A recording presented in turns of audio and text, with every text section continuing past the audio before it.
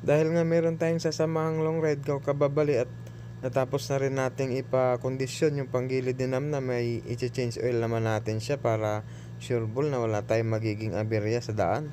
At kung napapansin nyo kababali, medyo nag-i-struggle tayo sa pagtanggal ng tornilyo ng labasan ng langis kasi yung pambaklas natin maliit lang kababali. At sa susunod na sahod kababali pag may sobra tayong pera maghahanap tayo ng medyo mahaba-habang pambaklas ng tornilyo natin para kahit papano pag nag-change oil tayo ay hindi na tayo mahihirapan sa pag-alis ng tornilyo. Maya-maya nga kababali naalis ko din yung tornilyo natin at pagkaalis ko nga sinimulan ko na rin yung pagpapatulo ng langis para makaproceed naman tayo sa susunod na gawain natin. Habang pinapatulo ko yung langis kababali, pinupunasan ko na rin yung tornilyo natin para pag isasalpak ko malinis na. Pagtapos ko nga pala magpalit ng langis kababali, babiyahe naman ako papunta ng Tunan. Meron kasing pinapahanap si Bebe Love na vitamins kaya hahanapin natin yun kababali. At dito nga pala ako unang nagtanong sa may iisin nung pinapahanap ni Bebe Love na vitamins kababali. Ay? Oo. Kasi meron kayong nagkakanap ko yan. Meron kayong Myra ite? May rai. Oh, wala. Ito yan. Stress tab. Wala rin eh. Vitamin na Oh, Ay, naraport lang. ano ba lang? At wala nga tayong nabili doon sa unang iisi kababali at lumipat naman ako dito sa kabila. At dalawa nga pala yung iisi dito sa may Tunan Sir, Station. meron kayong Myra sir? Ano ba? Myra Vitamins kuya? Wala kuya? Stress tab po. Wala rin kuya. Pero mga vitamins lang yung Enervon. Ano ba? Yan lang kuya. Thank you sir. Okay.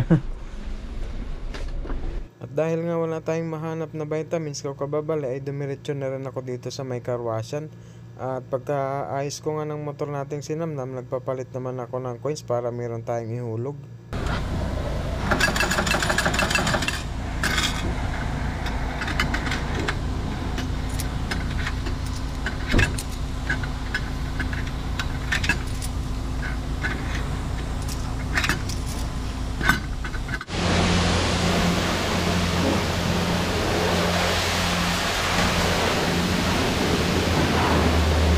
Pagtapos ko nga pala magpapalit ng coins kababali, sinimulan na rin natin kaagad yung pagkakarwas kay Namnam.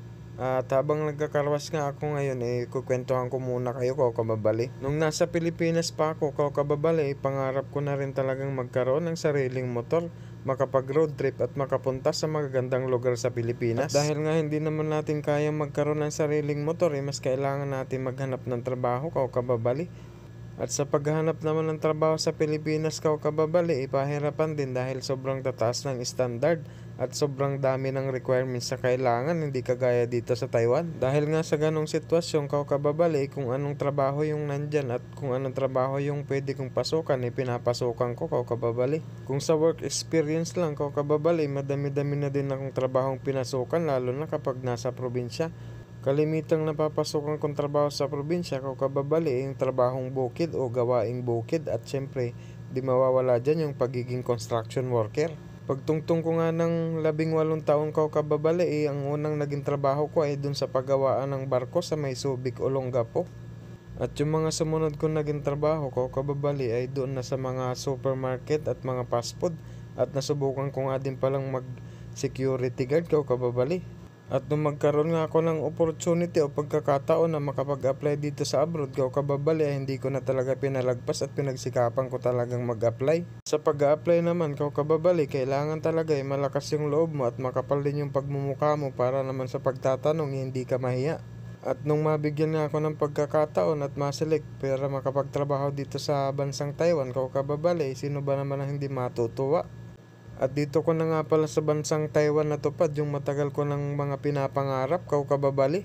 At una na dyan yung sahod na medyo may kalakihan, hindi kagaya sa Pilipinas na halos pansarili mo lang kulang pa kababali. Kahit papano nasusuportahan ko yung sarili kong pamilya at yung pamilya ko kababali. Sa pagtatrabaho ko nga dito sa bansang Taiwan kababali, dito ko na rin nakuha yung ibang mga bagay na talaga namang gustong gusto ko. At isa na nga dyan itong cellphone na ginagamit natin kababali na halos 5 taong ko na siyang ginagamit mula nung nabili ko. At higit sa lahat, kao kababali, ay itong pangarap nating motor na mula pa nung nasa Pilipinas ako ay gustong gusto ko na talagang magkaroon. Dito ko na nga pala sa Taiwan natupad yung pangarap kong pagro-road trip at makapunta sa mga gandang lugar, kao kababali. Siguro kung nasa Pilipinas pa ako hanggang ngayon, kao kababali, hindi ko mararanasan o may experience sa mga ganitong bagay. At sa mga kababayan ko na nangangarap makapag-abroad, tiis-tiis lang, tiyaga-tiyaga, sipag at syempre samahan nyo rin ng mahabang pasensya, kao kababali, lalo na't pahirapan sa pag-a-apply ngayon. Ang maipapayo ko nga pala sa mga kagaya ko nangangarap na sa Pilipinas, kao kababali, huwag tayong umasa lang sa paghiling o pagdadasal, kao kababali. Dapat samahan din natin ang gawa at kilos para matupad yung mga pangarap na gusto natin. At yan nga yung mga napagdaanan ko patungo sa pagtupad ng mga matagal ko ng pangarap, kao kababali.